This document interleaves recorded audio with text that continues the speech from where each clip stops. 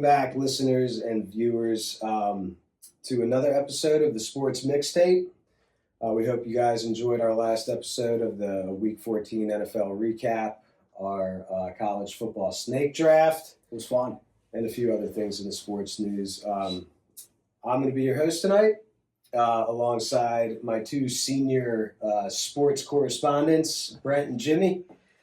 You guys ready to get rolling? Let's do it. We got a good night tonight. Yeah. I'm really excited about this one. Well, Christmas action. This is my favorite episodes of the week, is because we get our gambling going on, our picks. The parlay kid. We're going to start out with the Week 15 NFL preview. But we have we're in the Christmas season now.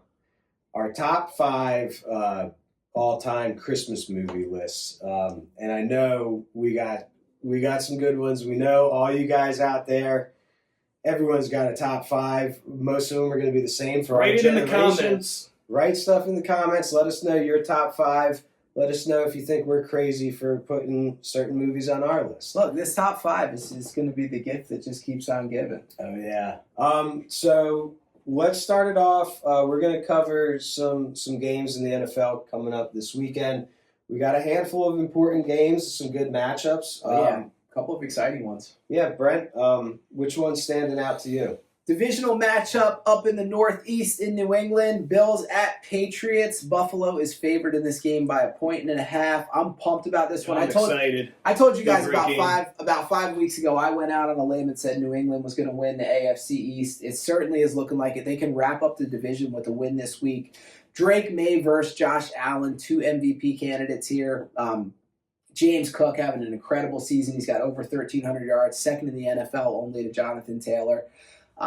What I want to see in this game, though, and I really think since Ramondre Stevenson has come back, you're seeing a little bit more of a timeshare and a split again, and I think New England's got to lean a little bit more on Travion Henderson. He's got more juice. He's more electric. But I'm really excited about this Bills-Patriots game up in New England this week, up in Foxborough. Yeah, that should be a fun one. We get to see like you said, 2 great quarterbacks.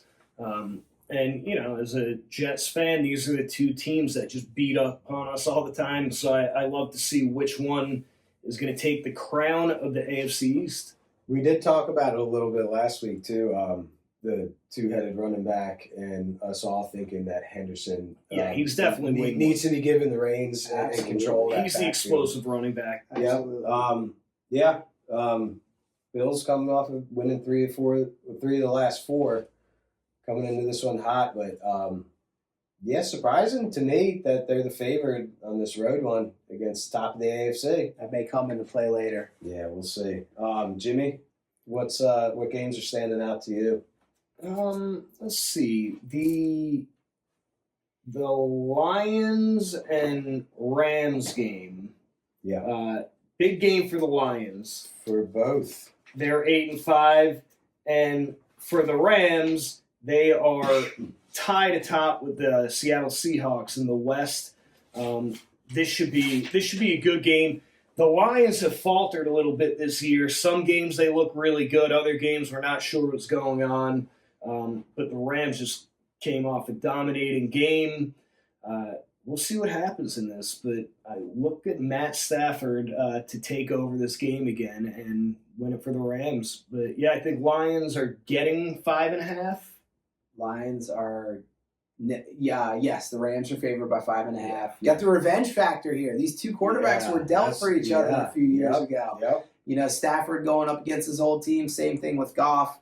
Tons of firepower in this game. You got Puka, you got Gibbs, you got Devontae Adams, St. Brown, Jameson Williams, Blake Corum coming on strong lately. Let's just talk about it. We've talked about it for weeks now. Matt Stafford, legit MVP candidate, got a chance to win his first ever MVP. He's got 35 touchdowns to 4 interceptions on the year. He's already thrown for over 3,300 yards. I'm excited. This game, I think, can be a real shootout.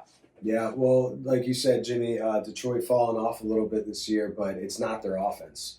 They're still explosive. They're still putting up points. The problem is they are giving up more points than they're scoring. Exciting game. A lot of firepower. Can't wait to see it. Seattle's nipping at the Rams' heels. It's just as important of a game for them But I do think it's a little more important that Detroit gets this win. Yeah, they need this LA's win. got a little bit of a cushion, but Chicago and Green Bay are ahead of them. They need to get this win. It's coming down to crunch time for the Lions. 5.5. That's a lot of points to be in Detroit. That'd be interesting to see. Here's another one. It's not divisional, but it's reminding me and looking similar to that Buffalo game is Green Bay at Denver. Great game. Another top of the AFC in Denver. They're still not showing me if they're the real deal or not, just based on how close these games are. They've won 10 in a row though, and 8 or 9 of those games have been decided by one score or less. Most of them are like 3 points. Yeah, that defense is real. That defense is real right now. That's what's keeping them in the games. Bo Nix has been a good game manager, and he has explosiveness at some times. Defense wins championships though, and Green Bay, not another defense to bat an eye at. They are, led by Micah Parsons, who's getting super hot right now. Who gets held on almost every single play. This is going to be a head-clashing game in the cold. Green Bay's no stranger to the cold going into Mile High. I expect this to be a really tight game, very low-scoring game, lots of running in this game. I'm interested. What do you guys think? I'm interested to see, Bo Nix, young quarterback, big game. If it's close at the end, if he could pull it out for them. But I'm definitely interested in that game. Yeah, I'm excited. You've got 2 young quarterbacks trying to take the next step here. You got 2 teams leading their division, Bo Nix and Jordan Love. Jordan Love coming on hot, like we talked about. He's got 7 touchdowns his last 2 games. Jaden Reed back. Also, got some good running back play here. Josh Jacobs having another... He's just so dependable. Yeah. And R.J. Harvey stepping up with Dobbins out. He's played really good football the last couple weeks. I think the question here is, does Denver get after Love? They lead the NFL with 55 sacks. I mentioned it earlier in the week. That's 11 more than the second-place team, Cleveland, at 44. And like you said, Brad, can the Broncos keep grinding out these close wins? Yeah. They're grinding out wins. And at the end of the day, that's what it's all about, is what does it say on that scoreboard? Because there's no pictures on that scoreboard. Now, I think we've always all been in agreement, your quarterback's almost only as good as your running game. And it opens up a lot of plays for the quarterback and comfortability and time in the pocket, right? That's why Love, I think, has been playing great. They've been running behind Josh Jacobs and having some big games to open up that passing game, but he's about to go against the best defensive and rushing defense in the league. So I think that's going to be the deciding factor in this close game, is that if they're able to shut Jacobs down, they're going to get after Love. And that's what I want to see, because Jordan Love is quietly having a really good year. He's got 22 touchdowns to 4 interceptions this year.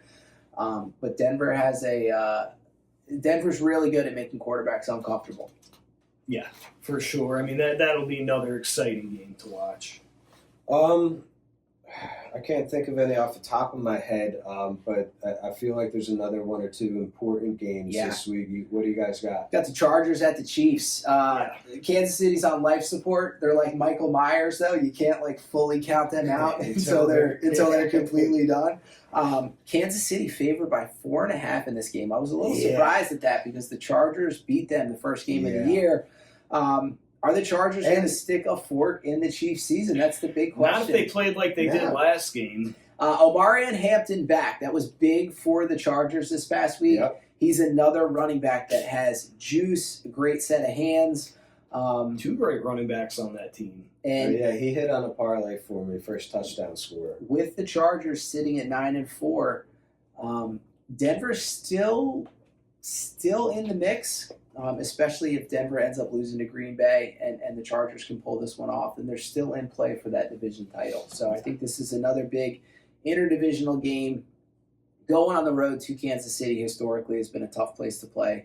It starts to get cold out there this time of year, but that's another one that I'm looking forward to. And that's what I'm kind of curious. you'll have Herbert another week removed from the hand surgery. It seemed like he took a shot some point in the last game against the Eagles, and then started handing the ball off with his throwing hand again. He got beat up. He got banged up a little bit there. Seven sacks for that Philly defense. He was getting hit. Going into the cold and playing with that hand injury, is that going to play a factor? Yeah, I mean, but like you said, Brent, Kansas City, I keep on saying this and they keep on losing, that you can't ever count them Michael out. Myers. But now it really is down to crunch time for Kansas City. And I think Vegas knows that. I think that's where they saw the Chargers last week. They know Kansas City needs a win here. Yeah. And that's why that line seems a little bit high. But what else I think is going to be really fun this week too, especially for you, Brad, as an NC State Wolfpack fan, is we get the potential return of Phillip Rivers. Yes, we did. The guy's 44 years old. Will he start? They're going on the road to play the Seahawks. This is must win for Indy. The ship is sinking right now. They've lost 3 in a row. I mean, it's obviously desperation mode. Well, they're not a playoff team. Without Daniel Jones, they're not a playoff team. I mean, I don't know. Maybe they could get resurrected by Rivers. Something to pay attention to on the other side of this game, though. Jackson Smith-Njigba, in my opinion, he's the best wide receiver in football right now. That guy is always wide open, incredible route runner. For the season, 1,428 yards. Will he get over 2,000 yards? No wide receiver in history has ever gone over 2,000 yards in the regular season. What does he got to average? The leader, Calvin Johnson, went for 1,964 yards back in 2012. Jackson Smith-Njigba has 4 games left. It's looking like probably somewhere in the 145 or so range. That's going to be tough to get. I think it's doable. It'll be interesting to keep an eye on. And we'll see. Is this a team? They got a great record. Do they rest starters toward the end of the year? Seattle's favored by 13.5 in this game. There were some we'll get into it when we go over betting, but there were some very interesting spreads. Yeah, I saw it was 14 earlier when I looked. It dropped to 13.5. Seattle's one of those teams that may not be resting starters going after the number 1 seed. Exactly. And instead of being a wild card team, trying to take the division lead from the Rams. So they may be playing all motors going. Yep. Another game with playoff implications is the Dolphins and Steelers. Who would have thought a few weeks ago that we'd be talking about the Dolphins as a potential outside looking in team? I mean, they got? A few wins in a row? 4 in a row. Yeah. Mike McDaniel is coaching for his job right now. We talked about it earlier in the week. The Dolphins have really shifted gears. They're relying way less on Tua to throw the ball. His passing numbers, the last 4 weeks, 173 yards, 171, 157, and 127. They're starting to figure out that they should be a run-heavy team. Be interested to keep an eye on Achane. He went out last game against the Jets, a rib issue. It doesn't seem to be serious, but he's one to pay attention to. And look, which Aaron Rodgers are we going to see? Are we going to see vintage Rodgers from last week? Yeah, or are we going to he see the looked guy good a last few weeks week. before who looked a little creaky out there? But now has Miami become too dependent on the run game where if Achane misses this one, they have no chance of beating Pittsburgh. Pittsburgh's defense, especially in Pittsburgh. I think you lean on, who's it, Jalen Wright? Jalen Wright's a really steady. He could probably start for most other teams in the NFL. Yeah, Jalen Wright, I think you kind of lean on him. You just do what you've been doing. The running game, you keep it close. You only have Tua do what he needs to do. You don't ask him to do too much extra. Jimmy, you got another game on the list that looks intriguing to you? Well, I had the Cowboys versus Minnesota game, Sunday night game, really for the fact that this Cowboys team with the Eagles losing, the Cowboys have to win. They can't lose any more games if they want to be in the playoffs. To me, the Cowboys are favored by 5.5. I think that they go in there. Minnesota pitched a shutout last week, but I think the Cowboys go in there and drop some points on the top of Minnesota and get that win. Yeah. Commanders, Giants, right? We're going to talk about it a little bit. Yeah. Giants favored 2.5 at home. Don't win this game, please. A 2-11 You do it every year to me, where we're in line for the first pick, and then we just seem to hand it over to either the Jets or the Commanders or someone every year. I can't believe the Giants have the first Just pick. think, right you now. could have had Drake May.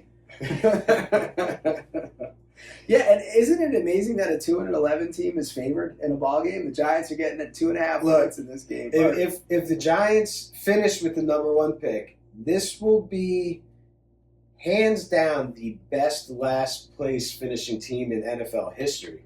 The amount of talent that's on that team, nobody's been able to play together this year due to injuries, the firing of Brian Daboll. Things are in disarray. I'm super excited for the next few years with this young talent. Don't win this game, though. Come on, give us a number 1 draft pick. Look, they only have 2 wins without trying to lose, so you might get your wish. Yeah. Speaking of favorite teams, we got to get a bounce back from my Eagles this week. The Raiders are coming into town. Eagles, it's not looked pretty the last couple weeks. They're 11.5-point favorites in this one. I'm looking for that offense to right the ship at some point. You got a few weeks to figure it out before the playoffs start. This would be a great spot. This is what we like to call a get-right game against the 2-11 Raiders. Yeah, I think you don't have to worry about that. Look, if the Eagles lose to the Raiders, then I really think that you Eagle fans really have a complaint. Gotta sound the alarm. Yeah, then for sure. But we do have another game that I was looking at with a big spread: the Titans versus the 49ers. 49ers favored by 12.5 earlier today. 12.5. Niners, I believe, are in the playoffs right now. They control their own destiny. Yeah. What a whirlwind of the season. Sneaky 9-4 for the 49ers. Yeah, I mean, whether or not those injuries. Well, like you said, you got teams like the Colts who are started out hot, falling off, but you got these other teams that started out slow because of injuries, and now they're coming on hot at the right time of the year. And I got to give it to Shanahan. I mean, this guy is destroyed by injuries this year everywhere, and he puts together and puts a winning team out there. They find ways to win, and I tell you, that is not a team I would want to play in the first round of the playoffs. No, now that spread is 12.5. That seems really high to me, but the Titans, I think I've said it a bunch on here, are just terrible. Awful. So listen, the Titans are terrible, but they're spread busters because the last 2 weeks they ruined the Seahawks parlay that we had. And then last week, Jimmy had Cleveland in our. They sneakily put up points, and I don't know how. Being a lot such a bad team, a lot of backdoor covers. A lot of backdoor covers. They're playing in San Fran, so this is what I went out and did. Being the first week of fantasy football playoffs, and my starter, who I've had playing all year, Mayfield, been looking bad. If Evans doesn't come back, so I went out and picked up Brock Purdy. And I think he has a big game at home here. He should be. I think against the Titans, he should be. Yeah. So I've got a decision to make, but I needed some insurance on my bench. I would not. I finished so bad in fantasy that it locked me out. Now I can't do anything. Don't overthink it. And speaking of the Bucs and Baker Mayfield, this is a must-win for them. The Falcons are coming into town. The Bucs are favored by 4.5. Yeah. Look, the Bucs are sitting at 7-6 right now. It looked like early in the season that division was all but wrapped up because of how bad the NFC South has been. Carolina has the same record as the Bucs. They play each other twice. This is must-win territory. Another team both these divisional NFC South games, the Falcons, Bucs, and the Panthers, Saints. And you said it. You said it, Brad. I think the Bucs need Mike Evans back. If for nothing else, it just helps open up that offense a little bit. He's like a security blanket for Baker Mayfield, that big target to throw to in the red zone. Yeah, gets Godwin. Will he be back this week? I'm hoping so. Yeah, I love Mayfield, man. That guy's a dog. I love the how fired up he gets out on the field and gets his team fired up. He's got everybody's back. You love to see him win. Yeah, he just needs to get healthy. I'm not sure that even if they make the playoffs, he's going to be healthy again this year. I would not be surprised if you hear something after this season that Baker's been dealing with something in his throwing arm or his shoulder. Yeah. Because, look, there's two things that I've noticed. Number one, Baker Mayfield is an incredibly accurate passer. He's a timing guy, and the accuracy's not been there, but he's also lost a little bit of zip on the ball this year, which is making me think something's not right there. Yeah, for sure. I mean, he has not looked good. here's a game that we've looked over. Two teams kind of. One's on the outside looking in with high potential still, but this Baltimore-Cincinnati game. Brad just can't quit. I can't quit. Can't quit you, Ravens. But it's a divisional matchup. Is Cincy officially out? Or are they? No, they're not eliminated yet. So look, man, that was a tough loss to the Bills, but they still got a shot here. Behind Burrow. Lamar, you got to make something happen, man. It's do or die time. You've had all your chances these past few years, and sure, some of the times it wasn't your fault. It was somebody else's fault, dropping balls and stuff like this. But you had a wide open chance this year with that division. Yeah, just letting it slip away. Do something this week. I'm still putting money on you guys this week. Make it pay off for me. Good, because I got the opposite side of that game, and the Ravens have been the one thing. Brad's been pretty hot with our picks, but the Ravens have been costing them a little bit. Look, they're playing Joe Burrow, so I'm not counting that as a win for the Ravens. They have not looked that great. Home underdogs are always pretty tasty when we're picking lines. Jamar Chase to have a monster game. I think this one. Yeah. I think we've covered almost anything important this week. There's a lot of games. There's a lot of bad games this week, so I think we touched You have that handful of divisional games and big games that have playoff implications, but most of these other games are just teams that are out of it. And Jags, Jets. That's another wide spread. Another 13.5 points. Who's going to start a quarterback for the Jets this week, Jimmy? I don't know. Hopefully Brady Cook. I think you got to start the rookie. I mean, you're a scramble to get the Jags defense. Yeah, you're eliminated from the playoffs. So you find out what you got on the team. No point in playing these other guys. Is there any other 45, 50-year-old quarterbacks sitting at home that maybe the Jets would just pull out? No, you don't want that. Why would you do that? Hey, why would you want to win? You're losing. Get the draft pick. Call Joe Namath back. No, I mean I take him because we definitely lose games then. But we got to get a higher draft pick than we have now. Yeah, don't worry, you'll draft the wrong guy. Yeah. All right. Fernando Mendoza. You hear these guys? Prove them wrong. Fernando, you're gonna want to pull an Eli Manning and say, "I'm only going to this team." Just prove it to them. When you're Super Bowl champions in screw up 6 to 7 years. You think Rivers curses Eli? Those were supposed to be his 2 Super Bowls. Yeah. All right, let's move on. I've been looking forward to this, guys. We're gonna do our top 5 Christmas movies. So we're not doing any kind of draft for this. No, we'll just start in order. We've each got our top 5 list. We've got a backup of honorable mentions in case one of us, cross out one on our list. After we could fill it with another one. But what I really would love is for our subscribers on YouTube, send us in your top 5. We would love to take a look at what you guys have. If there's any that we missed. This was a lot harder than I thought it was going to be.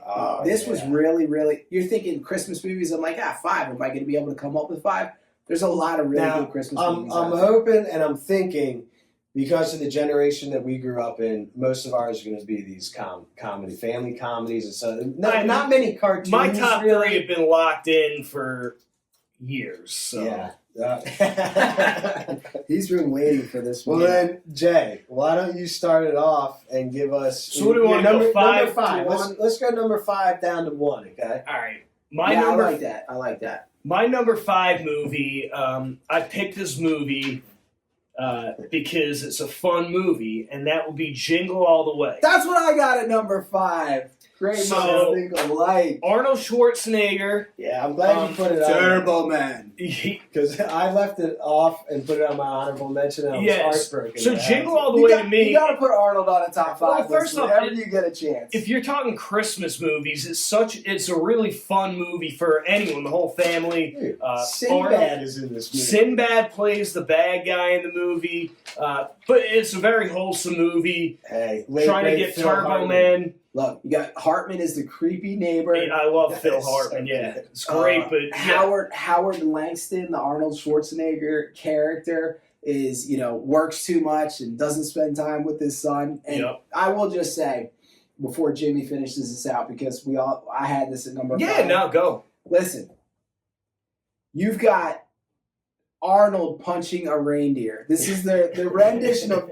He got to do it twice as Conan the Barbarian when he punched the camel, and you got Arnold punching a reindeer. This is such a great movie. I tried to find a way to keep it off my list because there's so many good movies, and Yeah, I me couldn't do too. it. Arnold had to be on my Christmas. I top had him 5. off, and I had to sneak him in there at number 5 because around Christmas time every year, this is like one of the go-to movies that I love to watch. Arnold's acting versatility, he could be he should be in any of your genre top 5 movies. You have to have him on. So- as a kid who grew up around the age that we are, Arnold he's a goat. Yeah. Great. Now I'm going to take this opportunity to pull a Freddie corner, and kids these days. We grew up in a generation, malls, no internet, pressing a button, and voila, here comes your Christmas presents. Kids these days have no clue about camping out overnight to get in line to get that high demand gift for that special someone.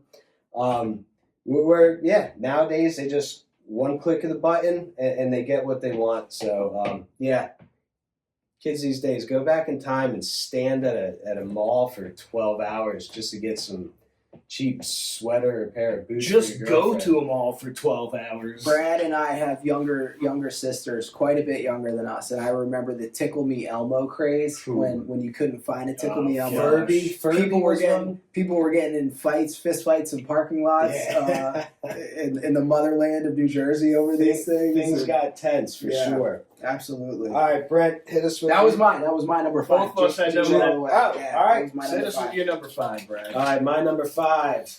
Let me show you this shirt. Gremlins. Great movie. All right, not many people may consider this a Christmas movie, but I it's do. real family fun. 1984 horror meets Christmas, and this is cheesy horror at best. It's great. Back when The best horror, kind. when a 3-year-old could watch a horror film and laugh, chuckle at it, Child's Play. Well, who stuff was like it? that. Gizmo? There were always comedies. Gizmo. Gizmo. The adorable. Mogwai. Gizmo was a mogwai. Mogwai. Right, so we got a struggling robotics or something salesman.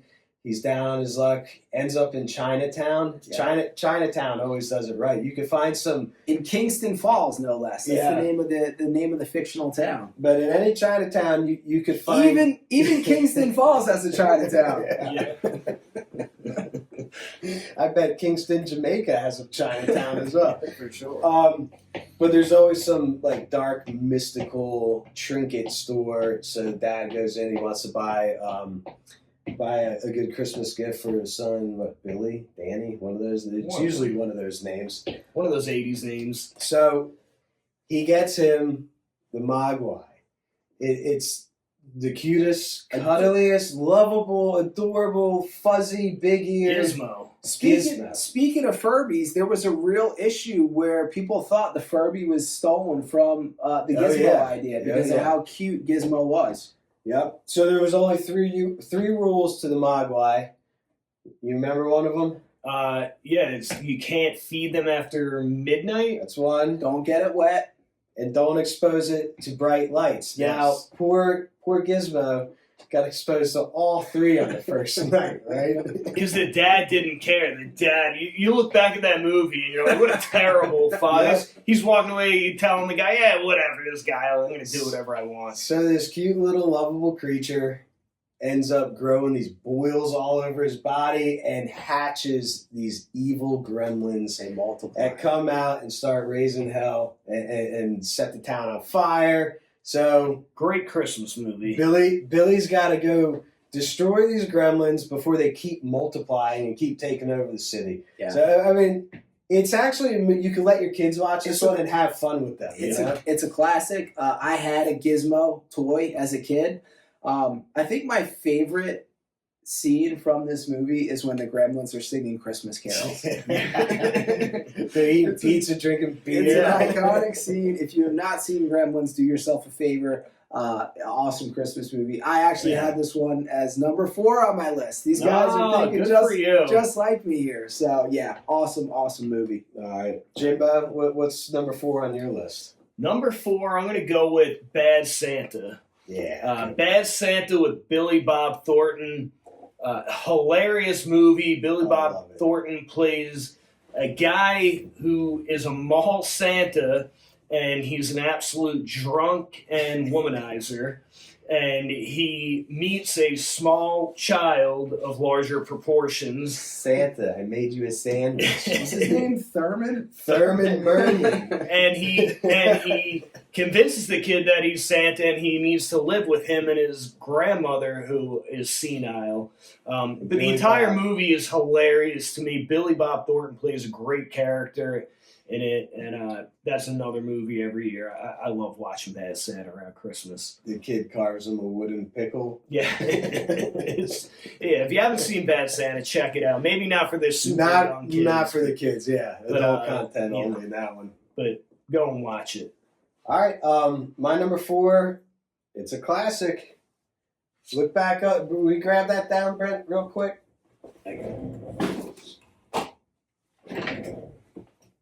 We got to go Macaulay Culkin and Home Alone. And we got to go the first Home Alone. They're both great. They're both deserving of being on this top 5. But we're going 1990, Kevin McAllister. What a troublemaker, right?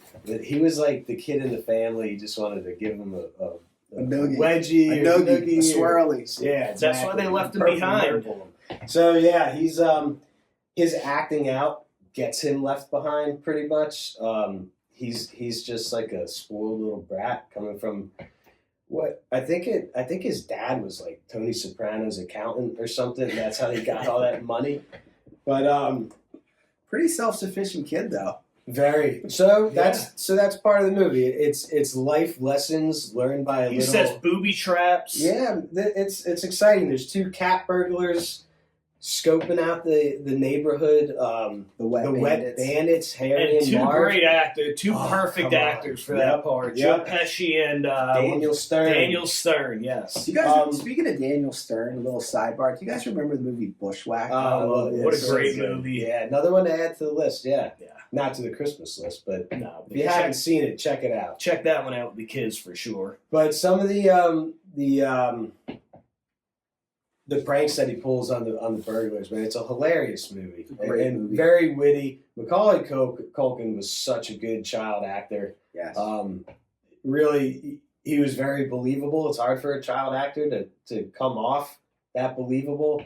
But one of my favorite things in this movie is the neighbor, the guy, the snow shoveler, the old man. Yeah, and another life lesson: not to judge a book by its cover. You know.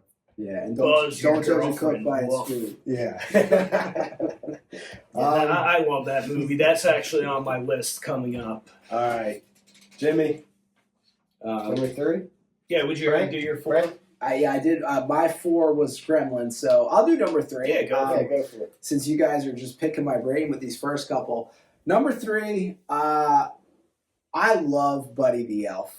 I have Elf as number 3. There are some. Will Ferrell is just a treasure, a national treasure. You put him in stockings as a giant elf who doesn't even know he's an elf, thinks or doesn't know he's a human. I love when he freaks out when he sees Santa at the store. And Santa is played by none other, Artie Lang. Yeah. And he goes up to him and he says, "You sit on a throne of lies." And he yanks his beard off. There's so many good. Will Ferrell, I feel like, is the only actor who could have done Buddy the Elf justice. Yeah, no one else the would have done it. elevator scene where he touches all the buttons and then tells the guy, "I forgot to give you a hug." Peter Dinklage. When he was telling Peter Dinklage he's a good elf, that part is great. 71 degrees. You're an angry little elf. The snowball fighting skills that Will Ferrell has in this movie, I mean, you could put that guy on an NFL football team. His spaghetti breakfast where he's just dumping maple syrup all over it. What a great cast. I absolutely love the movie Elf. Yep, great cast in this one. Yeah. James Caan. Zoe Deschanel. Yep. Yeah, I love that. And when he's You'll in see New that York, coming up on the list as well. Just the innocence and him being so naive when he's like, world's best cup of coffee, world's best slice of pizza. Yeah. It's such a great movie. And one that I watch pretty much every year with my kids. There's those movies that are staples that are just always on in the background this time of year, and Elf is definitely one of them. Kids, in our household. keep that Christmas spirit up to keep Santa's sleigh up. All right? That's right. Jimmy, what's your number 3? My number 3, I'm going to go with a classic Christmas Vacation. National Lampoon's Christmas Vacation. You got my number 3 there. My number 2. Clark Griswold. All he wants to do is have an amazing Christmas for his family. The perfect Christmas. All he wants is his Christmas bonus. And for Clark Griswold, because he started construction on his pool. And for him, it's just a whirlwind of a time. He has family coming into town that completely take over the house. Cousin Eddie is in the driveway. Uncle Eddie. Yeah. Cousin Eddie. It's his kids. It's his kids. And, shitter's full. Yeah. He's got the RV parked in the driveway. But that to me Got is the such a Rottweiler. classic movie. There's so many good, funny parts in that. Chevy Chase is amazing in that movie. But that for me is number 3, one of those that has been on the list for years. This one hits like every major stressor point during Christmas time. That's part of it, yeah. The decorating, the in-laws. You're waiting on a Christmas bonus that you're dependent on because you already spent it on Christmas presents or a pool to put in your backyard. Yeah. But yeah, man, this one was hard not to put at number 1. Yeah. Cousin Eddie's one of those side characters. Listen, It's one of my favorite characters of any movie. when they're about to go sledding down the hill, and he's telling Clark he's got to be careful because he's got government plastic on the side of his head, and he's worried it's going to mess up his hair.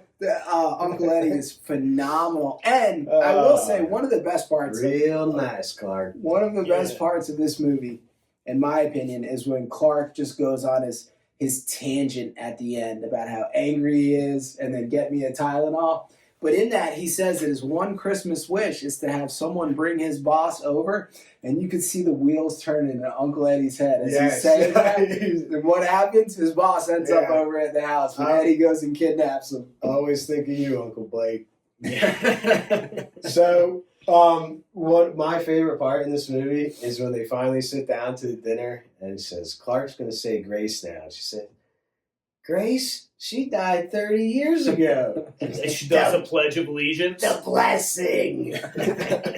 and then Uncle Lewis. And the neighbors, too. You had Elaine from Seinfeld. Oh, yeah. Julia Louis-Dreyfus. They're kind of like... Who's David Duchovny? This uppity... David Duchovny and Julia Louis-Dreyfus. This like uppity, yuppie couple that lives next door, and Clark's got some good one-liners for them when he comes out in the Jason Voorhees mask, and they're like, "Well, where are you going to put a tree that big?" We'll leave that off the podcast. Hey, great pick. You had number 3. That was my number 3. Did you do number 3 yet? So yes, I had Elf. So hit it with a number 2.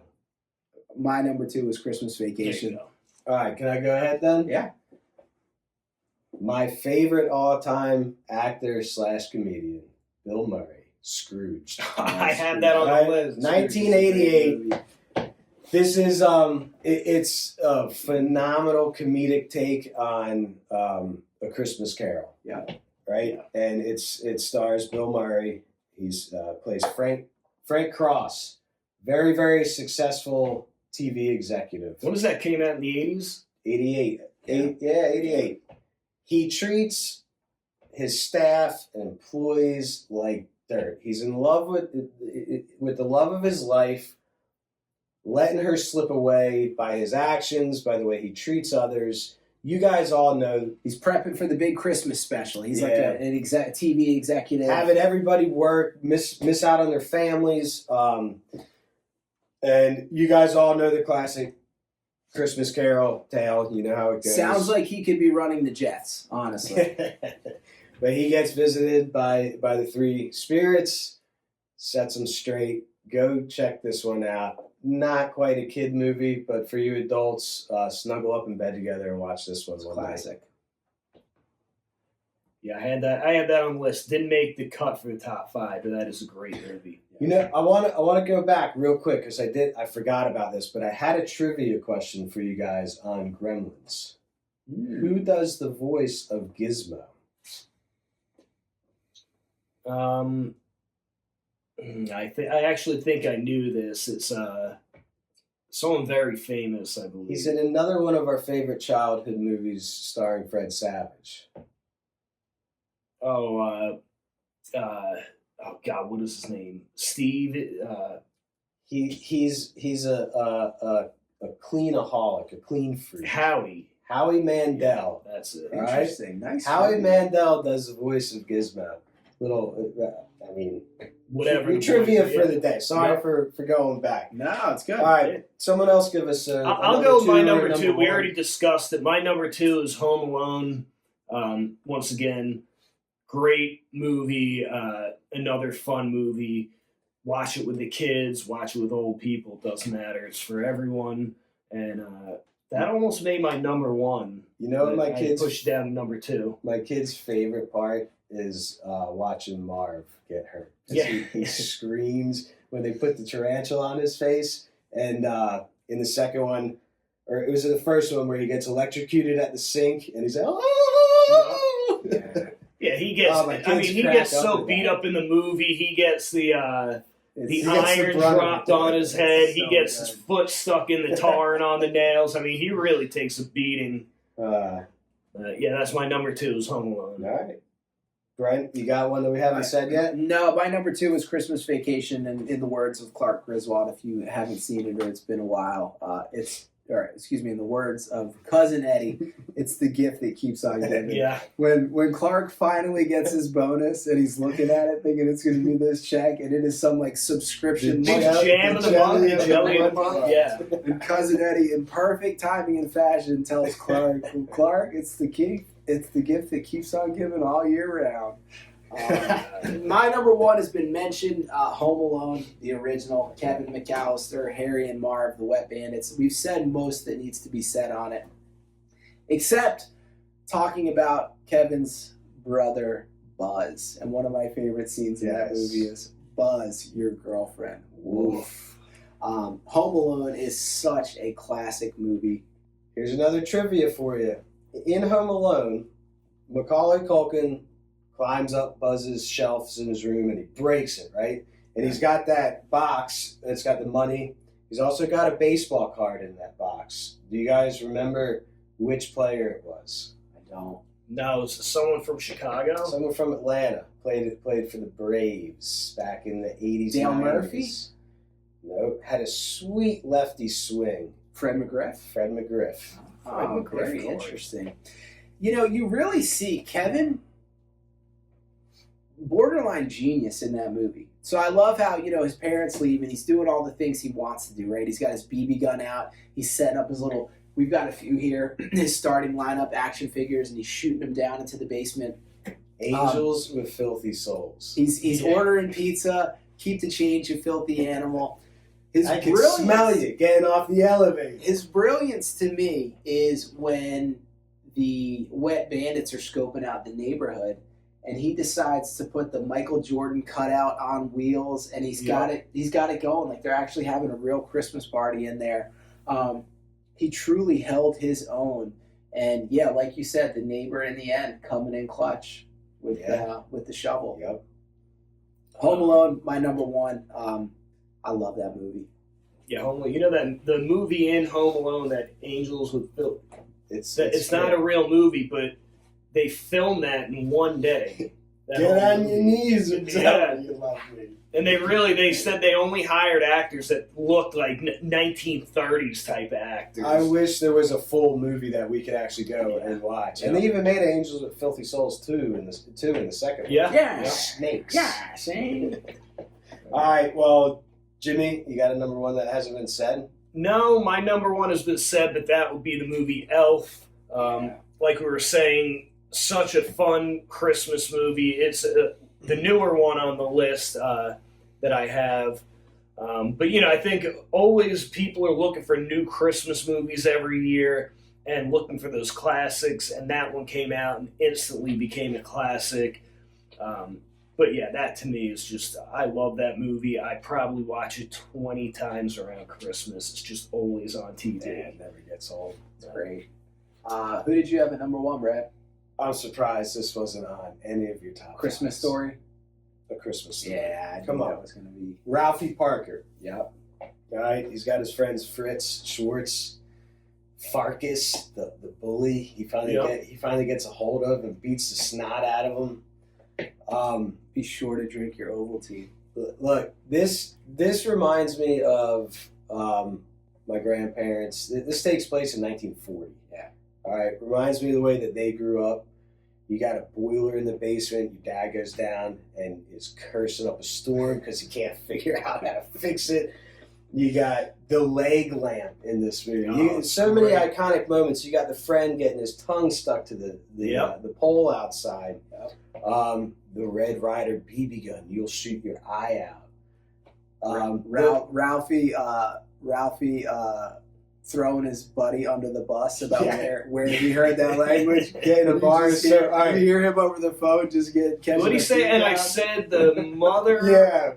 The mother of all curse words. Raise a hand, whoever's had a bar of soap put in their mouth. Oh, God. Be sure to drink your I had a bar of soap, and then when that didn't work, my mom decided to try liquid soap. And I think she felt bad after that one, and that never happened again. But this is an all-time classic movie.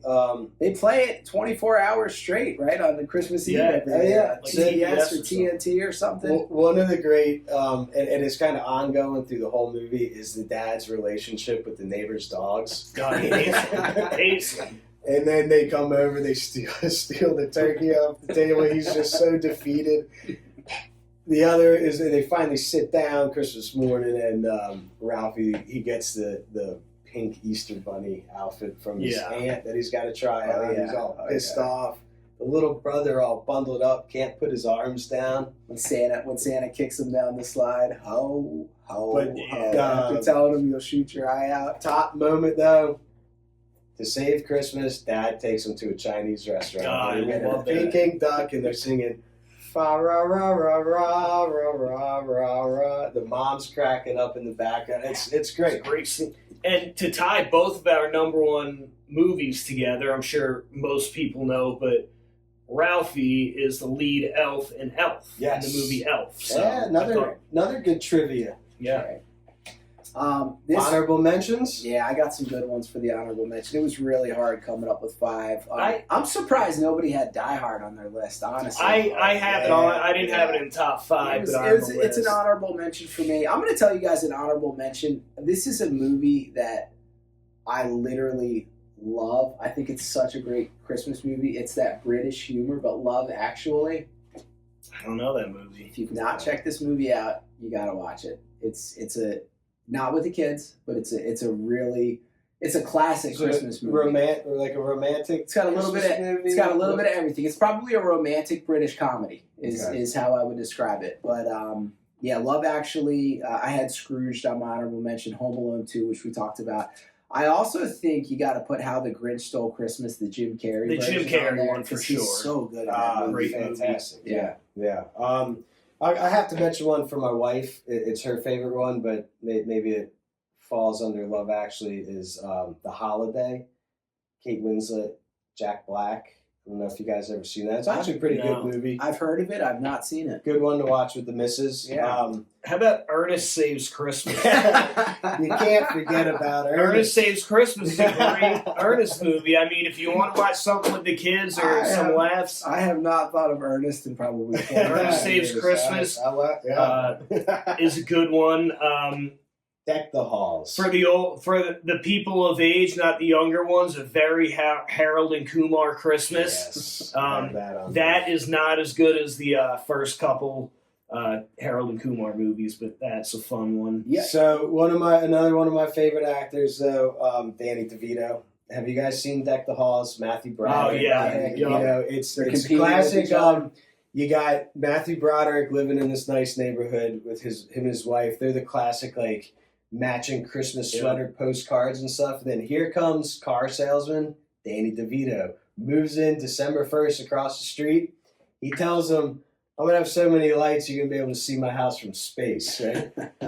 And somehow, every role Danny DeVito plays, he's got some like trophy wife. It's of course. It's classic. I love it. That's along the lines of that movie Christmas with the Cranks. Yeah. That's another. And you can't forget about, I'm going to take it way back here, another movie that I love. I try to watch this one every year. I think it has such a great message in it, but Jimmy Stewart in It's a Wonderful Life, old school black and white movie. Yeah. I've never been able to make it through that movie. I fell asleep every time. It's a classic. Miracle on 34th Street, another black and white classic. I'm going to force my kids to watch both of those this year. Yeah, that's one that I watched when I was a kid. How about the Muppet Christmas Carol? You can't forget about the Muppets. Yeah. You know, Kermit, Gonzo, Miss Piggy. Yeah. It's classic. I do have, I think, 2 of them with Vince Vaughn, Four Christmases. Four Christmases, great and Fred Claus. Great date night movie. Four Christmases. Four Christmases is hilarious. Brothers fixing the satellite on top. It's such a good movie. Great. And then Fred Claus is another one with him. John Favreau's outfit as one of gosh, his brothers. he's obsessed with The wrestling. Affliction T-shirt or something. Paul Giamatti. Yeah, Paul Giamatti. Yeah. Can't forget about Tim the Toolman Allen either as the Santa Claus. That's a good one. Yeah. That's kind of become a classic, I want to say. Yep. The weenie whistle. That's right. It's all his stepdad. Stepdad. I actually have a couple more for not the younger ones, but it's called The Night Before with Seth Rogen. Him and his 2 buddies, every year, the night before Christmas, they party it up and they get lit, as the young kids would say.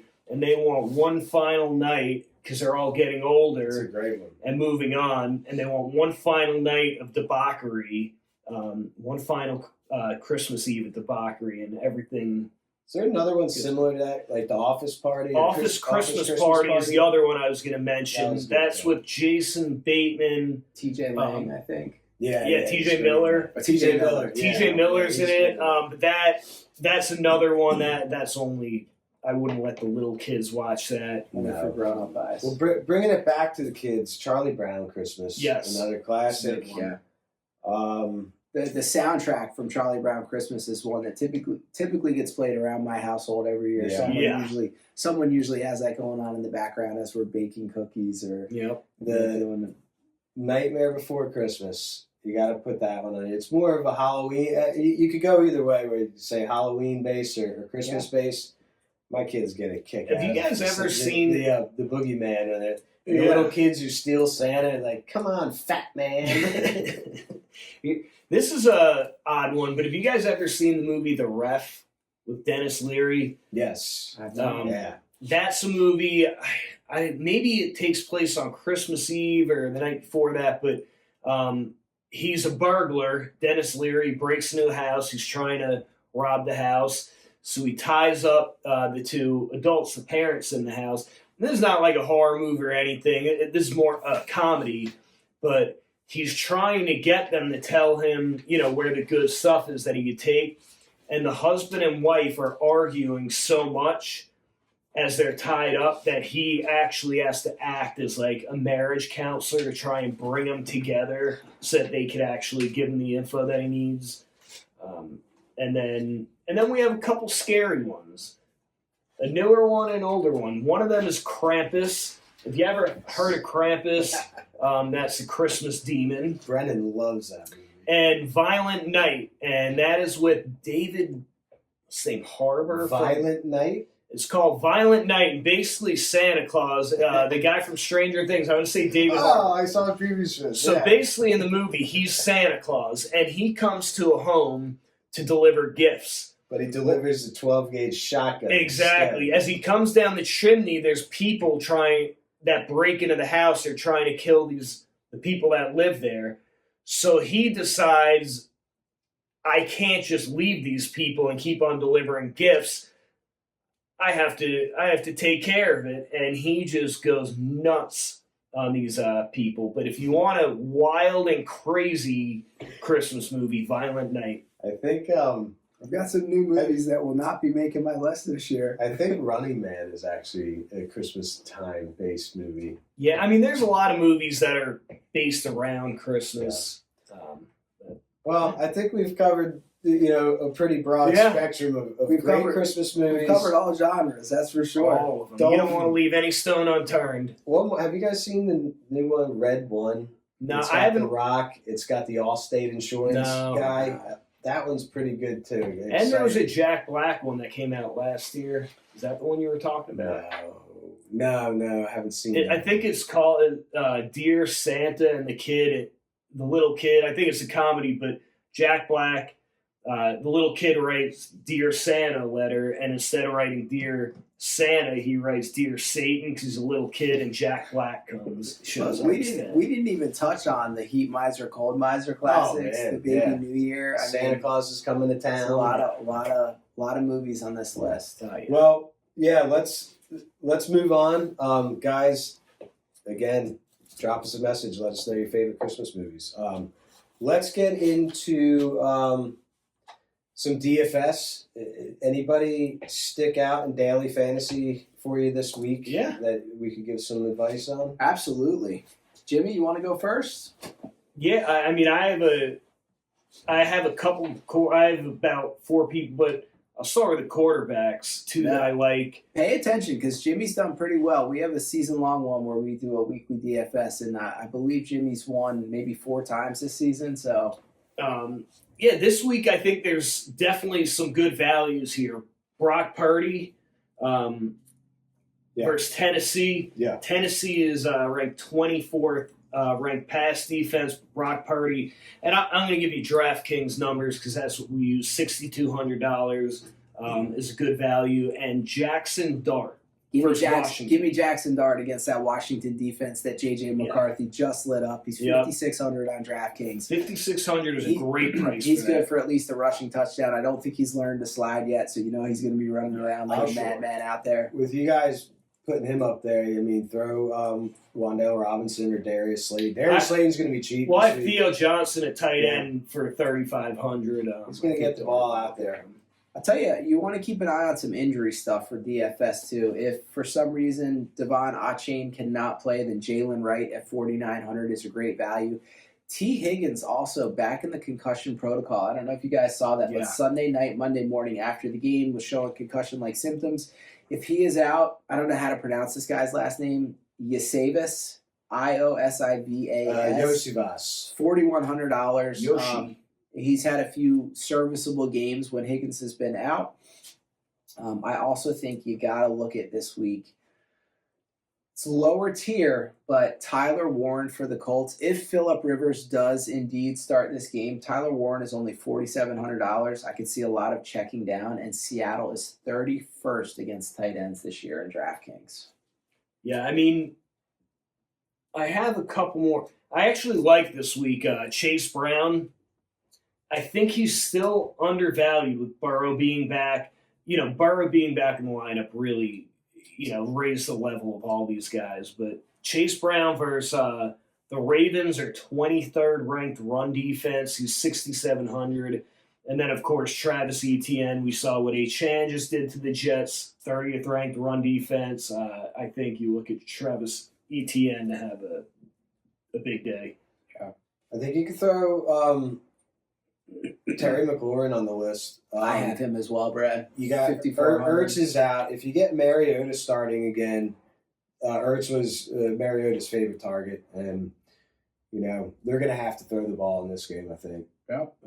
So I think you could put him up there with a handful of receptions and over 50 yards. Yeah, last time Mariota started, McLaurin had a great game. He's only 5,400. I do think they're going to have to score, and the Giants' defense is not very good this year. So I think that's going to be a good matchup and for the Commanders. You mentioned injuries. I don't know if CD is out this week, but he was in concussion protocol. I know Fire up Minnesota. Pickens if he is. Yeah, Minnesota's like a top ranked passing defense, but versus wide receivers. But I mean, Pickens is And, he's a and stud. purely for usage, I mean, it's not a great matchup. Green Bay's been pretty tough against the run, but R.J. Harvey is only 6,000.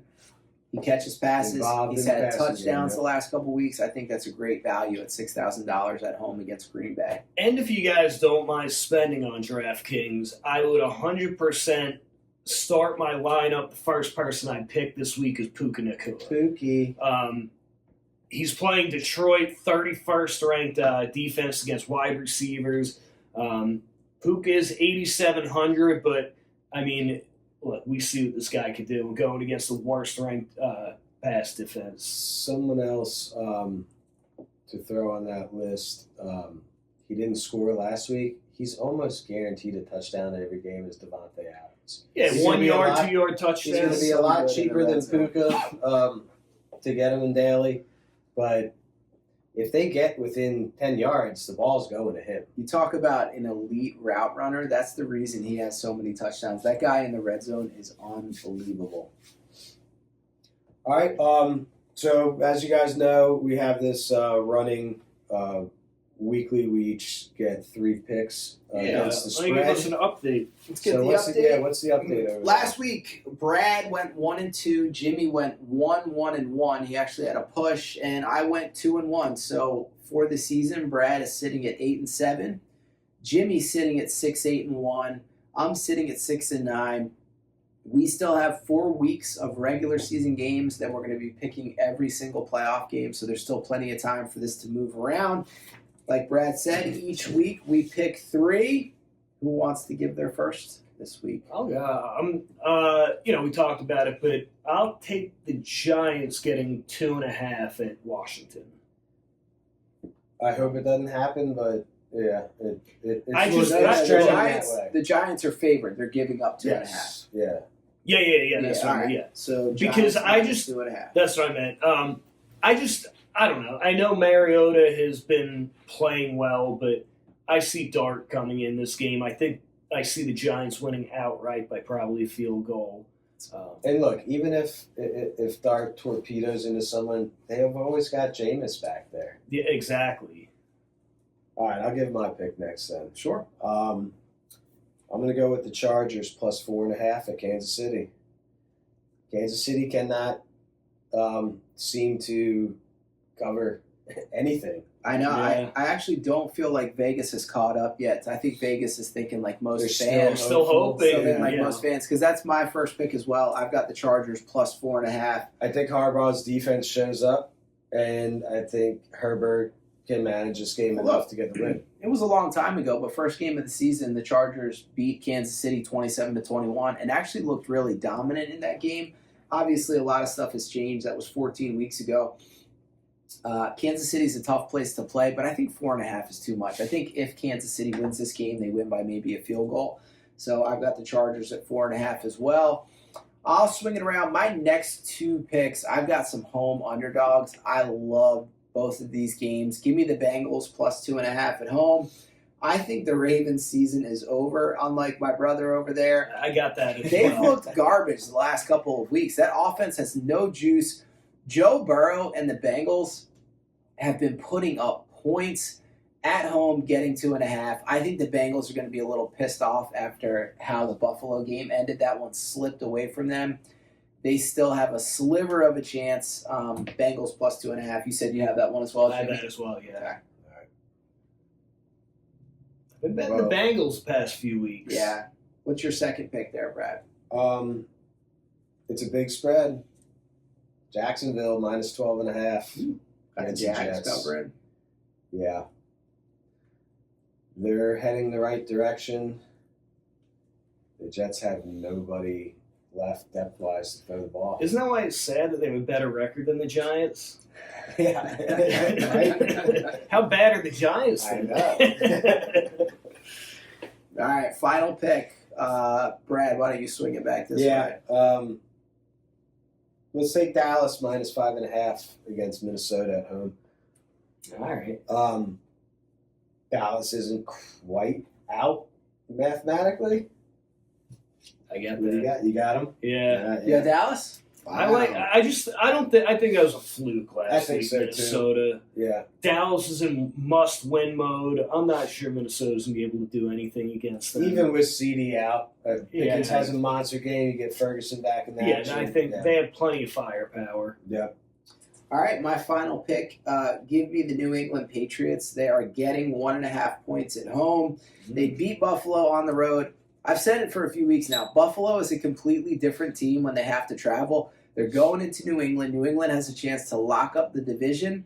I believe New England has the best team in that division. I like Mike Vrabel as a coach. New England's had some injuries. They've got a little shaky on the offensive line, but with the first time they matched up with Buffalo, Travion Henderson was not even getting a lot of touches. I really like a home underdog. I think New England beats Buffalo, and I think beats them by maybe a touchdown in this game. That would seal that division. That line around. So, all right. So for this week, Brad has Chargers plus 4.5, Jags minus 12.5, Dallas minus 5.5. Jimmy has the Giants minus 2.5, Bengals plus 2.5, Dallas minus 5.5. I have the Chargers plus 4.5, Bengals plus 2.5, New England plus 1.5. We'll see how that shakes out. All right, before we close it out, I've got a couple crazy parlays for you. Yeah. Parlay kid. I got to give them to you. Finish it off with your parlays. We have this one's far fetched, but I did all alternate spreads on this one, just kind of a safety cushion. We're going New England plus 6.5, Chicago minus 2.5, Jacksonville minus 5.5, Chargers plus 10.5, Giants plus 4.5, Carolina plus 4.5, Seattle minus 6.5, San Fran minus 6.5. It's $10 to win 118. How many legs was that? That one's 8. It's like KFC. It's like the bucket from KFC. Yeah, and this kid plays I games. can't help myself. It's like the dollar. It's like the dollar menu. It's on like a he- college It's like he Saturday picks night. 2 games and he's like, I'm not good enough. I need to keep on going. The other one is a little more reeled in. It's a 4-pick parlay. Only 4. Jacksonville minus 12.5. Cincy money line. Chargers plus 4.5. Okay. Denver money line. Now listen, when you hit one of these parlays, it's going to be like reaching the green at 2 and having an eagle play. Yeah. You always go for it. All right. Now, hopefully by Friday we're going to do another sports mixtape 3-leg parlay where the 3 of us each pick one game, and we'll post that out there for you guys. Guys, message us. Send us what team, any odds or what teams you guys think is hot, what games you're putting money on. Subscribe to the YouTube page. Give us a follow on Instagram. We'd love to hear from you. All right, guys. We'll see you next week. See ya.